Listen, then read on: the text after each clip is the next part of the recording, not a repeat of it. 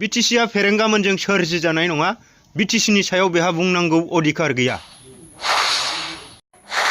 बिथांमोन जोनोम होनाय नङा। बेनि सायाव बाथ्रा बुंनायनि बिथांमोनहा अधिकार गैया।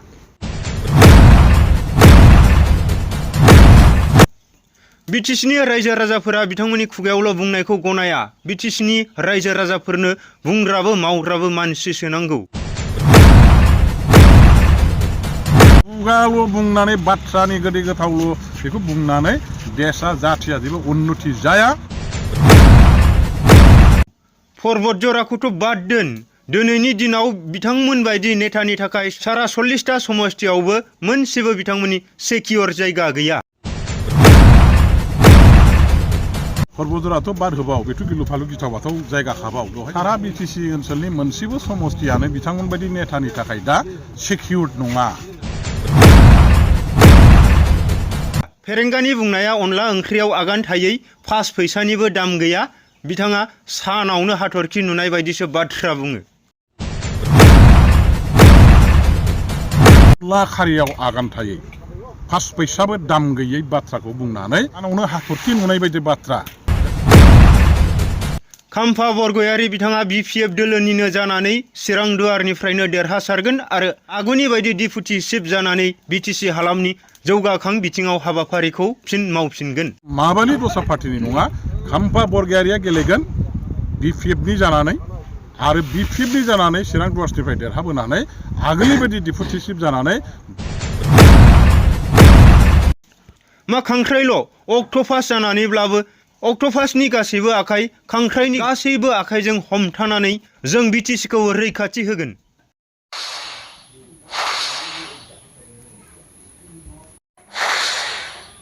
मा खांख्राइल' जों अक्ट'पास जानानैब्लाबो BTCखौ रैखा खालामगोन हमथागोन। खाम्फा बरगयारिया BTCनि सासे जोनोम होगिरि BTC सुक्ति साखरखारि सासे BPFनि जन्मदाता सासे नेता। थांनाय 15 बोसोराव BPFनि जानानै हाग्रामा महिलारि बिथांनि लेङाइ गाहाय मावफुंगिरि डिपुटि चिफ हिसाबै BTC ओनसोलखौ साबना हामना बेसेबांबा माने जौगाखांनाय जे हाग्रामा महिलारिनि मिशन आरो भिजन बेखौ साक्सेस खालामनायाव सासे बिथांनि आगदा आखान्थि हिसाबै खामानि मावबोदों। दिनैबो BPF दोलोआव थानानै बिथाङा BPF हान्जाखौ बेसेबांबा गोहोगोरा मोनसे हान्जा हिसाबै रायजोफोरनि बयजोंबो गनायजानाय नाजावजानाय पार्टी हिसाबै गायसननानै BTC ओनसोलाव BPFनि क्षमताखौ लाबोफिननायनि थाखाय थैथां बिथाङा नाजाफागासिनो दं। हाग्रामा महिलारिजों सान हर खामानि मावगासिनो दं। बेखौ जोंनि आइ आफा रायजोफ्रा मिथिगौ। दिनैनि दिनाव BPFखौ जोनोम होगिरि सासे मैखोम गोख्रों आरो गोरों लिडार होनोबा खाम्फा बरगयारि बिथाङाबो जाथिनि थाखाय समाजनि थाखाय ओनसोलनि थाखाय BTC ओनसोलनि थाखाय थैथां खामानि मावग्रा सिन्था खालामग्रा सासे सानसुमै साननो गोरों लेखा गोरों सासे राजनितिक नेता। आरो बेबायदि नेताया दिनैहाय गाव जोनोम होनाय गावनि हान्जाखौ गारनानै गावनि हारिनि माने हान्जाखौ गारनानै आरो बे BTC गावसोरनि आखाइजों जोनोम होनाय गावनि गोरबोनिफ्राय जोनोम होनाय बेखौ खांनोबानो जोनोम मोननाय BPF हान्जाखौ गारनानै गुबुन हान्जानि बाथ्राखौ सिन्था खालामनानै बेवहाय थांनानै बे माने इलेक्सन गेलेहैनायनि बाथ्रायाथ' बाद हो। बिथाङा बेबायदि बाथ्राखौ सिमाङावबो नुफेराखै सानफेराखै खुगायावबो बुंफेरनाय नङा जिबनावबो। थैबाबो थांबाबो जे मावनांगौ BPFनि जानानै मावलांबाय थागोन। बर' रायजो राजानि बे ओनसोलाव थानाय लोगोसे बर'फोरजों लोगोसे जेसेबां हारि माहारिनि रायजोफोर दं बिथांमोननि जानानैनो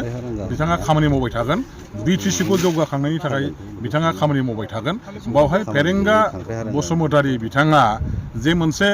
माने सानावनो हाथरखि नुनाय बायदि बाथ्रा दिनै अबास्तब अकल्पनीय बाथ्रा बिथाङा दिनैहाय माने बुंलाबायदों। माने गोब्रामनानै बाथ्राखौ बुंनाय बायदि मोनसे सानजायो। दिनै UPPL हान्जानि जे बिटि बेयो लरग' थरग' हरलां हरथां जोबस्रांजोबनाय अबस्थायाव फैगासिनो दङ। बेसेबांबा गिदिर सुनामि जादों दिनै BTC ओनसोलाव राजनैतिक मोनसे पलिटिकेल मोनसे सुनामि जादों आरो बे सुनामिया BPFआ दिनै खालामगासिनो दं। बेवहाय दिनै BPFनि बादै BTC ओनसोलाव बे UPPLआनो होन बे BJPआनो होन बे सोरबा गुबुन हान्जाफ्रानो होन दिनै रावबो थाबथानो हायाखै। बे BPFनि पलिटिकेल सुनामियाव बयबो उरायजोबदों आरो बे खारनाव दिनैहाय बिथांमोनहा गोसोआव मोनसे गिख्रांनाया फैदों। मोनसे माने बिथांमोनहा माने नार्भास जानाया फैदों जे गिदजाब इउपिपिएलनि मानसि बिजेपिनि मानसिफ्रा बिपिएफआव फैबाय जिहेतु बिपिएफनि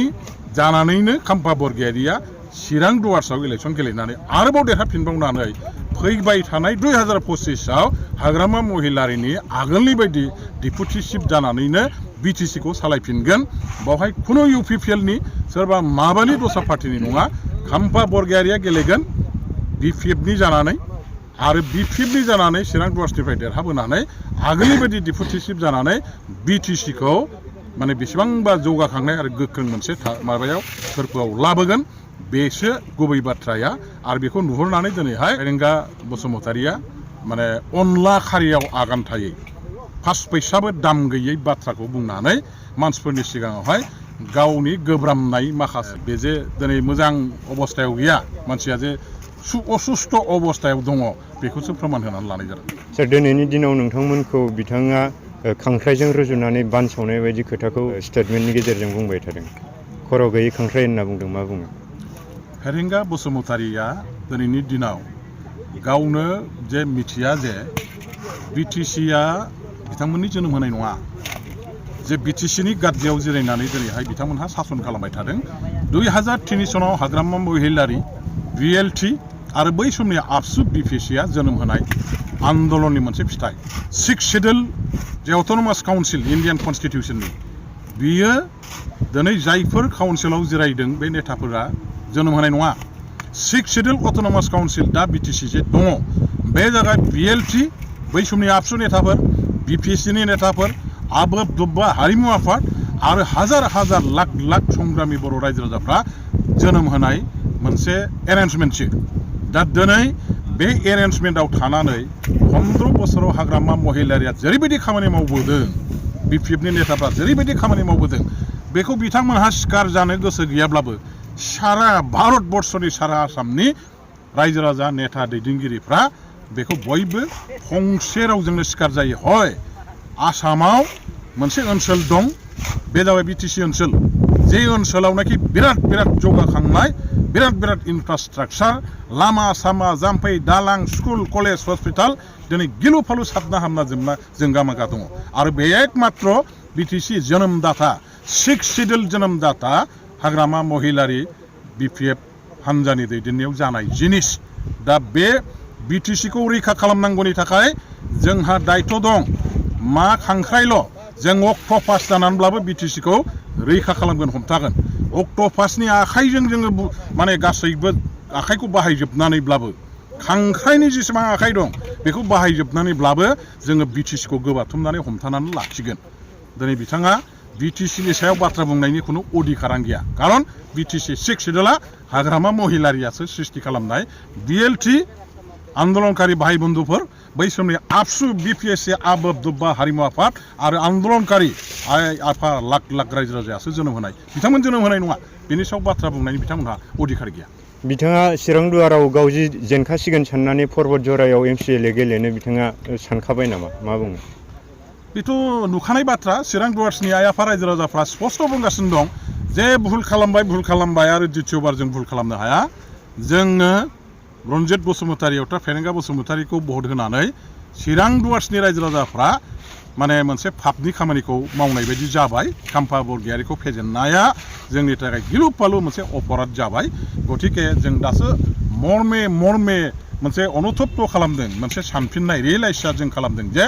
खाम्फा बरगयारिखौ जेरैखिया जों देरहाहोफिननांगौ आरो रन्जित बसुमतारिखौ जोंनो नांला होननानै मा लांखावनो माने गोजा खालिजों फरनसिन होनानै बेखौ रेजेक्ट खालामनाय बाथ्राखौ चिरां दुवार्सनि आफा रायजो राजा भटार माने सब जाति जनगोष्ठीनि मानसिफ्रा बुङो खारन दिनै खाम्फानि आमोलाव जे जादों खाम्फा बरगयारि बिथांनि आमोलाव जे जादों बेनि बादै चिरां दुवार्सआव जेबो गैया जेबो जायाखै जिर' अबस्थायाव दं लाथिख' अबस्थायाव दं बे 3 बोसोराव बिराद जौगाखांनाय हाबाफारि जानांगौ खिन्थु जेबो गैया खालि बाथ्राल' बुंदों खुगाल' बुंदों सोरखौबा दोखो रायदों समाल'सना खालामदों बेनि बादै समाजनि रायजोनि देशनि बिटिसिनि जेबो मोजां खामानि मावाखै आरो बेखौ रायजो राजाफ्रा पसन्द खालामा रायजोफ्रा खुगाबो आखाइबो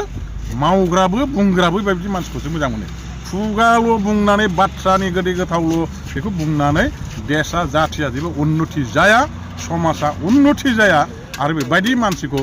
जोंनि समाज जाथि जनगोष्ठी आइ आफा रायजो राजाफ्रा माब्लाबाबो गनाया रेजेक्ट खालामो दिनै चिरां दुवारनि रायजो राजाफ्रा बिथांखौबो रेजेक्ट खालामदों ओंखायनो बिथाङा बाहा खारो हयथ' खारगोन जेराव सुबिदा नुदों बाव खारगोन बेखौथ' माने बुजिखानाय बाथ्रा पर्बत जरायाव मोन बायदियाव बायदि एफा गोहोगोरा MCLA थानायाव बिथाङा देरहागोन होनना सानो नामा पर्बत जरायाथ' पर्बत जरायाथ' बाद होबाव बेथ' गिलु फालु गिथाव बाथाव जायगा खाबाव बेवहाय देरहानायनि बाथ्राथ' बाद हो सारा BTC ओनसोलनि मोनसेबो समस्थियानो बिथांमोन बायदि नेतानि थाखाय दा सिकिउर्ड नङा जेरावनाखि गेलेबा देरहानानै फैथारगोन होननाय मोनसे स्रि बुंनानै लानो हानाय बेबायदि थासारि बेबायदिया 40टा समस्थियाव बिथांमोननि थाखाय आं जेरावबो नुहुराखै